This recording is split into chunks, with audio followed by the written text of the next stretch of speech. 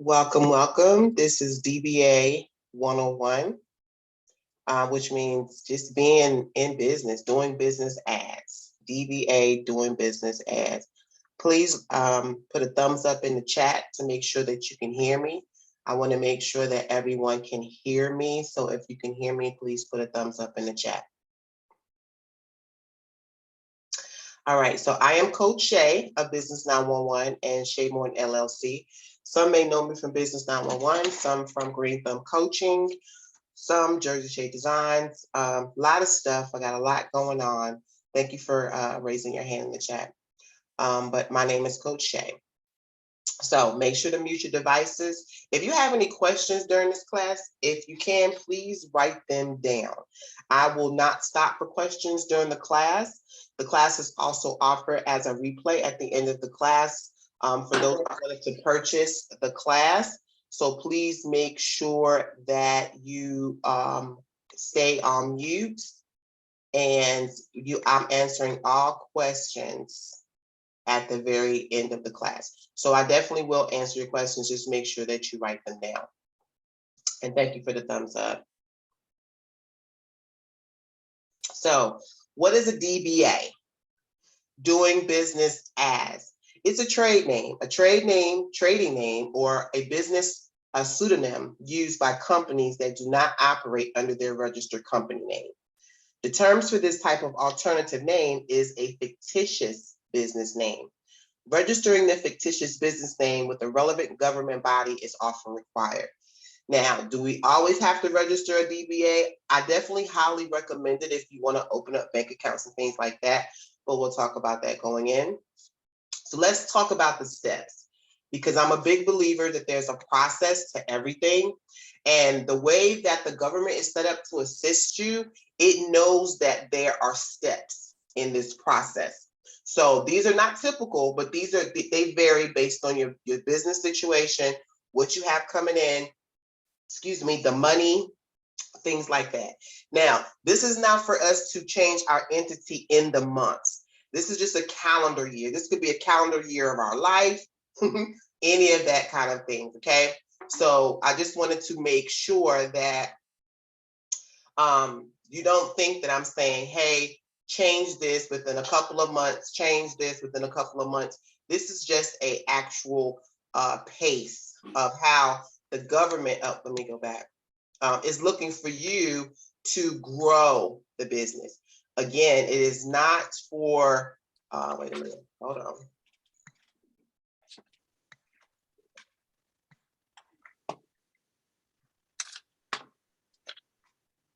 Okay, I'm trying to find out.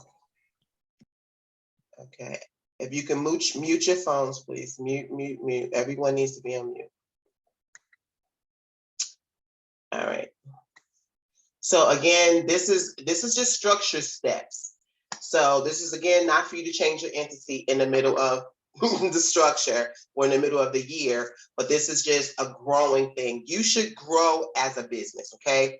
The first piece is when you are a DBA. Just the beginning, getting your feet wet, still trying to see if this is the business that you want to be in, if this is the business that's going to make money before I start adding registrations and bills to my table and responsibilities.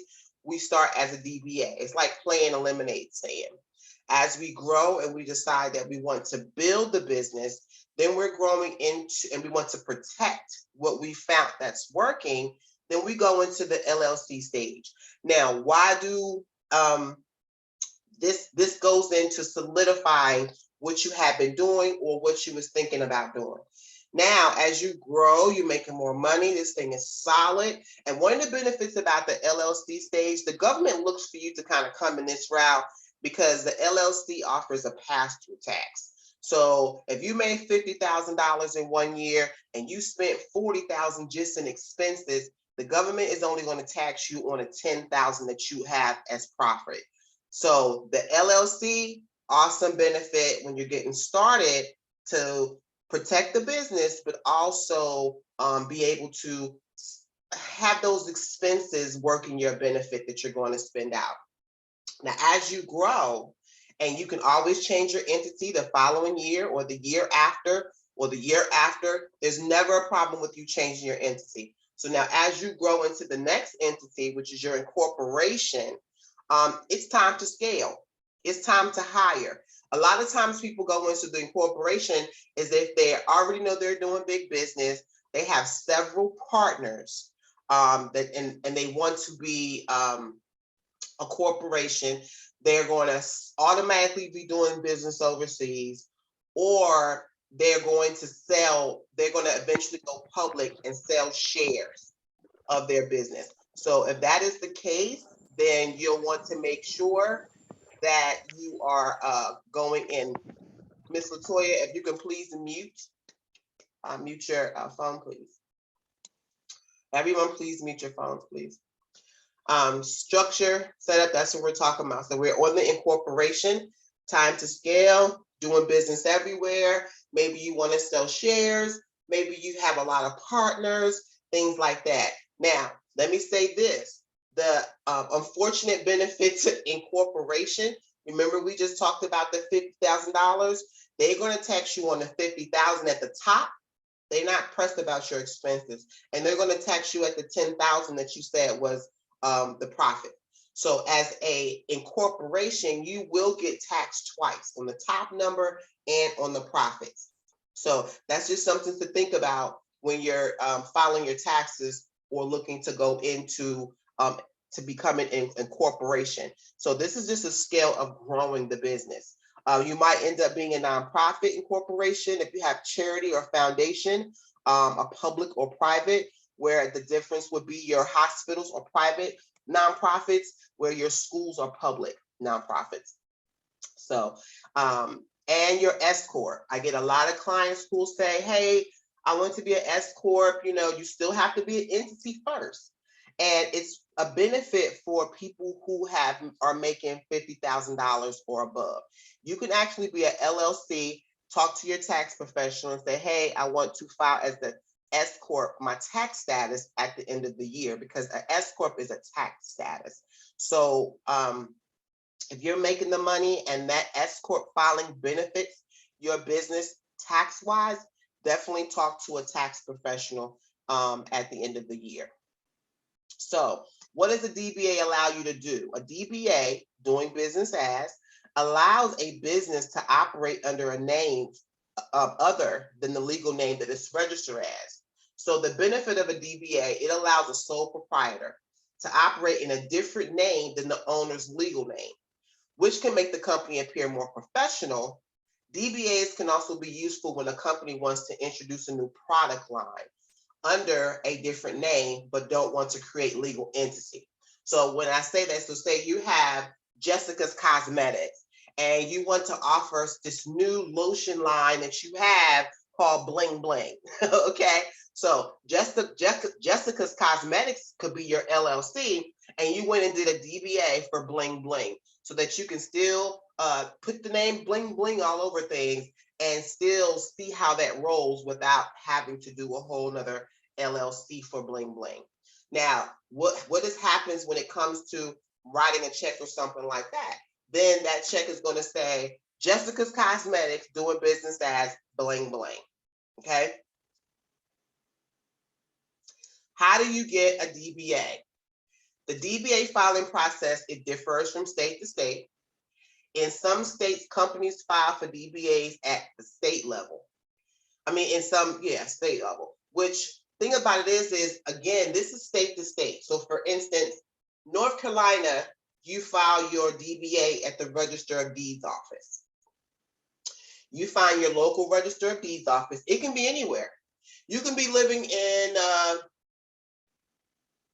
Fayetteville, North Carolina, and you can still register your Register of Deeds office. Use a Charlotte. We're here in Charlotte, North Carolina. That's where I'm located. You can actually use Charlotte, North Carolina's Register of Deeds office to file your DBA paperwork. The DBA paperwork covers every county in North Carolina. So on the paperwork, it'll ask, do you want to cover all 100 counties? You just click yes. If not, you put the county that you want to cover. Now, say you're out of state. When you're out of state, you have to find your Register of Deeds office. If your city or state does not have one, then 9 times out of 10, your Secretary of State website will have an assumed name form that you can file on the site. Again, these cost about $25 to $50 to file these forms. Our office also files these forms for you. The lucky thing about filing these forms, you do not have to pay renewal fees. And when you file these forms, and this is the thing, when you get ready to file these forms, if you're going to attach them to your LLC, you will need to know your LLC's Secretary of State ID number, because it will need to be placed on the form in order for you to attach it to this LLC. If you do file this form and you don't attach it, they will put it to you as a person. So it will say John Doe doing business as XYZ. So what does it mean legally to have this? Doing business as refers to businesses that operate under a fictitious name, while limited liability company refers to entities that are entirely separate from your owners. Now, again, if you're going to attach this to an umbrella company, and when I say an umbrella company, some of you may already have a business and say, hey, you know what? I don't want to keep doing LLCs. I don't want to pay for LLCs every single year, renewing them. I'm going to just add every single thing I do going forward under this LLC. Those things will be called DBAs. Now, if this is the case, I always recommend that if you're going to do this, if you have not purchased your LLC yet, you need to consider the name of your LLC before you make this decision. Because if you are called Jessica's Cookies or Cosmetics, and now you're about to do a shirt line, or now you're about to do catering, it'll say Jessica's Cosmetics doing business as Jessica's Catering. It does not mesh with and align with the mission. It does not, they don't parallel and complement each other, doing cosmetics and doing cookies. So if you were to have an LLC and you have not done that LLC yet, think of a name that's general. I always tell my clients, if your last name is Smith, hey, call it Smith Enterprises, call it the Smith Group, call it Smith International. And then that conglomerate, an umbrella company, can do business as all these several companies that you're thinking about doing. So is a DBA a legal entity? A DBA, however, isn't a separate legal entity. When you register a DBA, there's no distinction between you, your personal assets, and the assets of your business. Registering a DBA has no impact on your personal liability as a business owner. Now, this is the thing about this. If you are legal and you attach your DBA to the entity, then it is legal. If you're not legal, the DBA is not legal. So like I said before, if you have an LLC, when you file this paperwork with the Register of Deeds, the application is called an assumed name form. When you file this paperwork with the Secretary of State, well, with the Register of Deeds, they're going to file it with the Secretary of State as well, if you have put an entity, which is your LLC's name, on the application. So it asks you, who owns this DBA? And if you put you, then it has no legal bearing whatsoever. If you put your LLC, it is now like your LLC has birthed a child. So good thing, it's protected. Bad thing, unfortunately, if your DBA has any type of legal litigation, your LLC will also carry the weight of that legal litigation. So just be mindful of the DBAs that you put under your umbrella. What's the difference between a DBA and an LLC? The difference between a DBA and an LLC is liability protection. Under a DBA, there's no distinction between the business owner and the business. Nothing. You and the business is the same thing. Same person, same thing. You know, the business go left, you went left. The business made a mistake, you made a mistake. Now, on the other hand, as the LLC, because it provides limited protection, the business owner's personal property remains completely separate if you attach this DBA to the LLC. So if you have an LLC, you already starting off by having some type of protection for your business. Now, the difference between it and an assumed name, yeah, your assumed name is called your DBA, your doing business as name. Regardless of the form of business, I don't care if you're a corporation, limited liability company, partnership, nonprofit, sole proprietor, you need to comply with your state's assumed name statutes if you do business under a name other than yourself. Now, one of the things, a lot of people want to put a lot of businesses under one LLC. When you're about to do this, I need you to always think risk before you actually go to putting them under the LLC. Because if it has a risk, it can take the whole house down. So next question, do I need a separate bank account for my DBA? You need a bank account for a business if you operate under a DBA name. If you operate as an LLC or a corporation, you must separate your business account. Sole proprietors and partnerships without DBAs are not legally required to open up a business account. So now if you're not a DBA and you're out here selling cookies, making lemonade, doing hair, you don't have to open up a business account.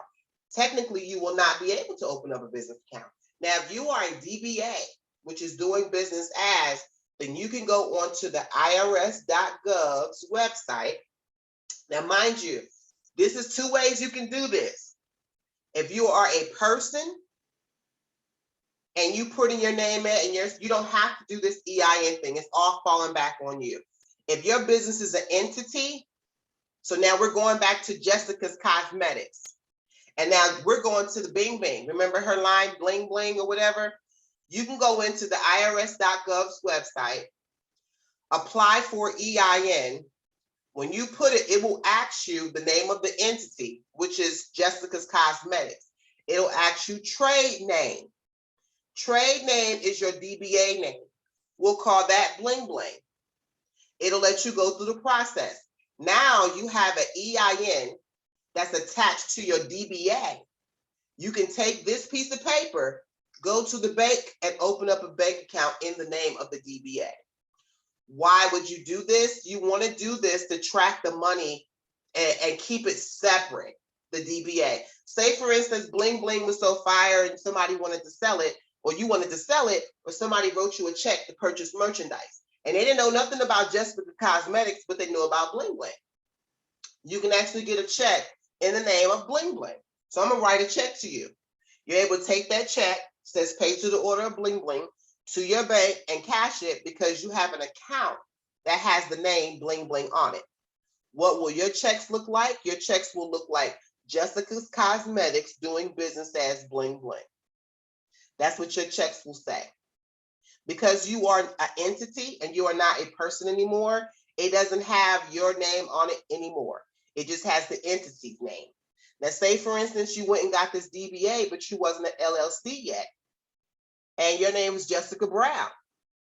Then your checks will say Jessica Brown doing business as bling bling, or doing business as Jessica's Cosmetics if you chose to have that as a DBA instead of an LLC. Either way, your name would be on it if you were not an entity. So when you're thinking about this, choose wisely, but also make sure, I always recommend people get a bank account.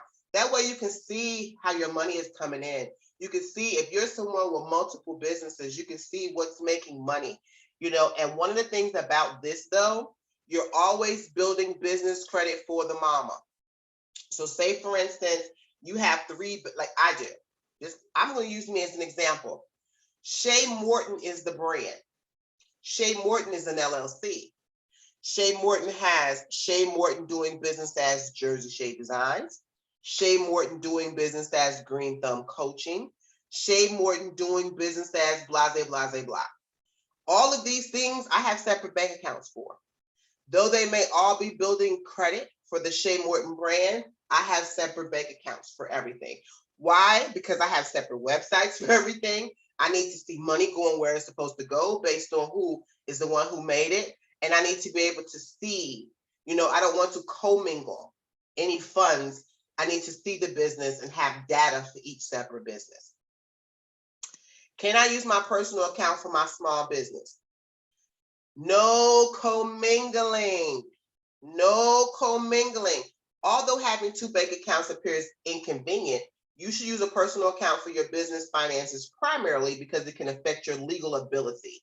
Most banks now offer free business checking accounts, so cost shouldn't be an issue. Now listen to this.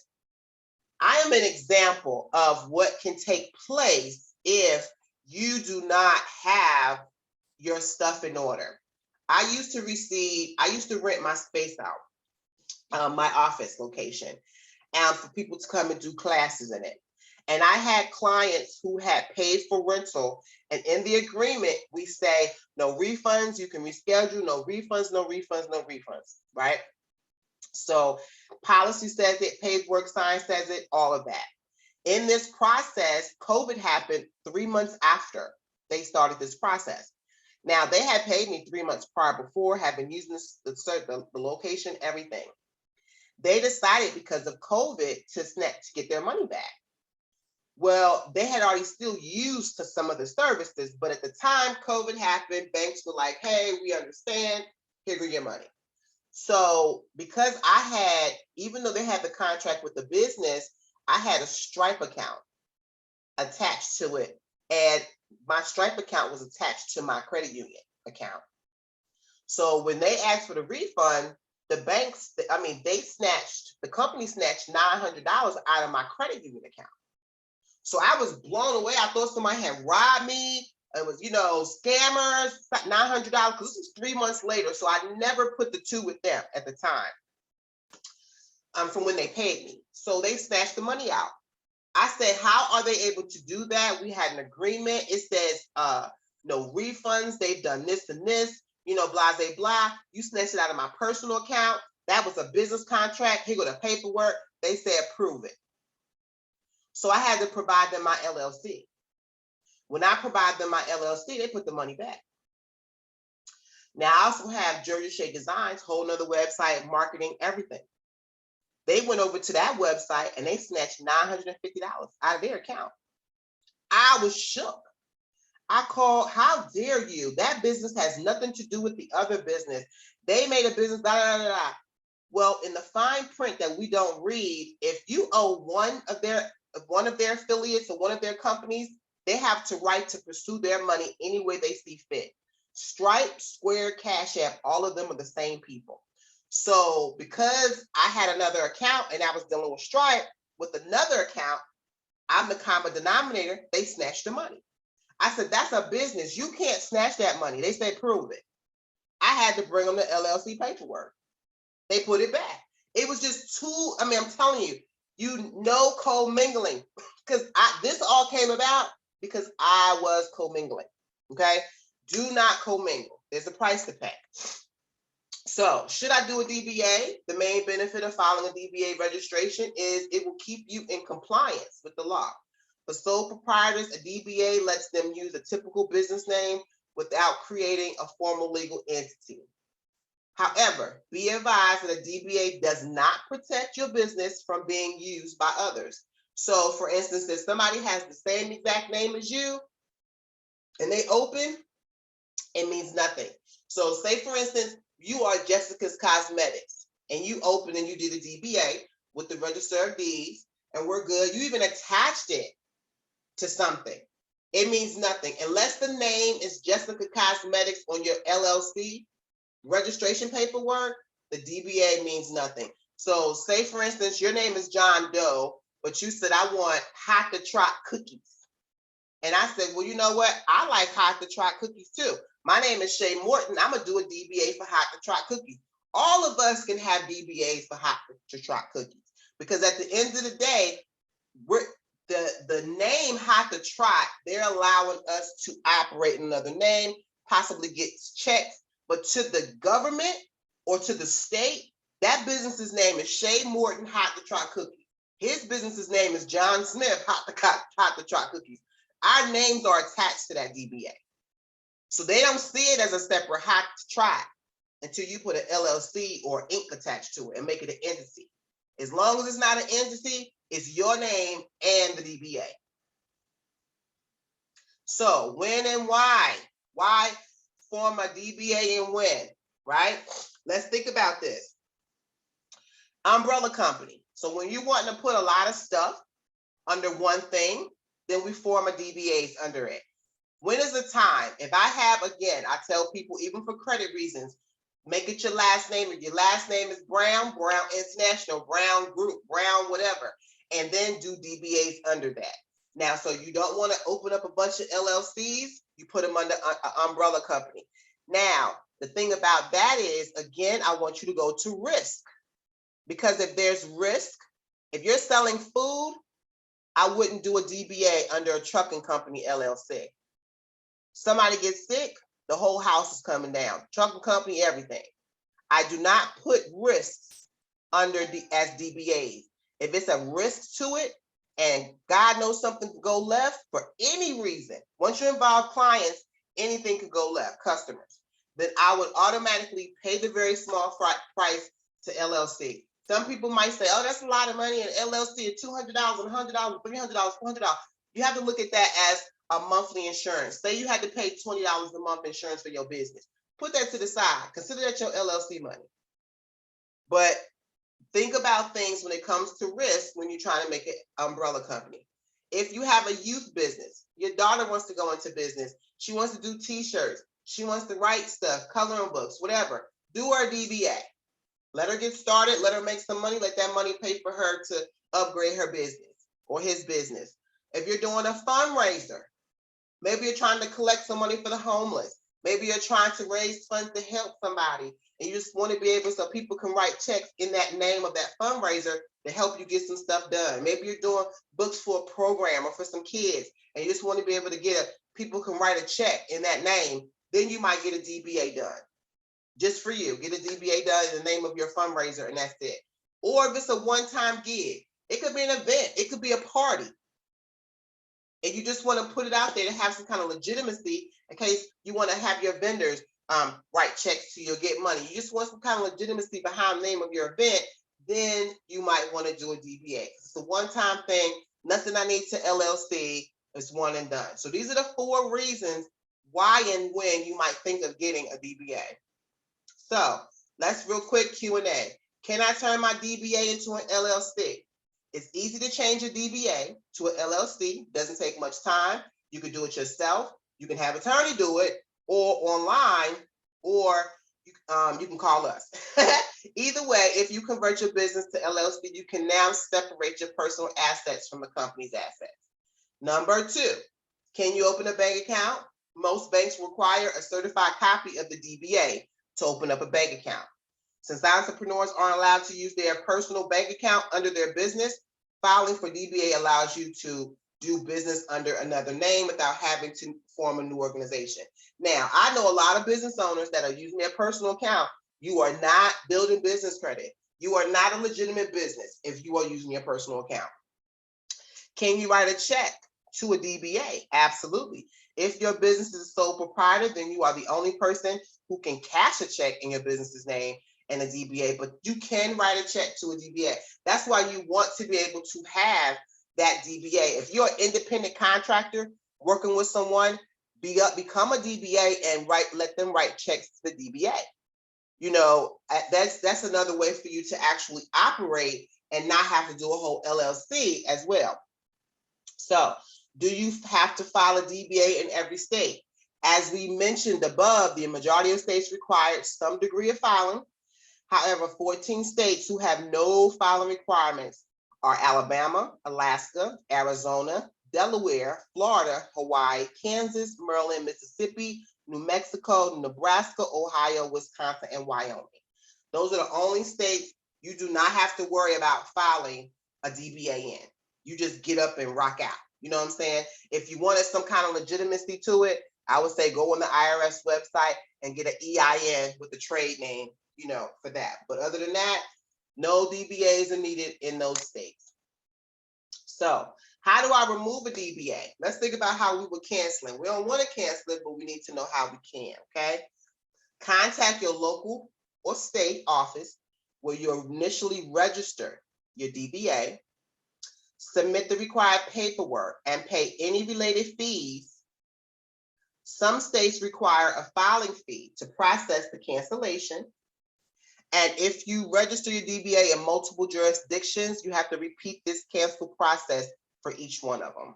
So it all depends on how you filed and where you filed. That's where you would have to go back and dissolve or cancel that DBA. But if you're not using it, I recommend just not use it, because it's not like it gives you any renewal fees, any additional fees. You don't have to pay anything over and over. So if it's out there, it's out there. And if you're not using it, just don't use it. All right. So we will now open this up to any questions.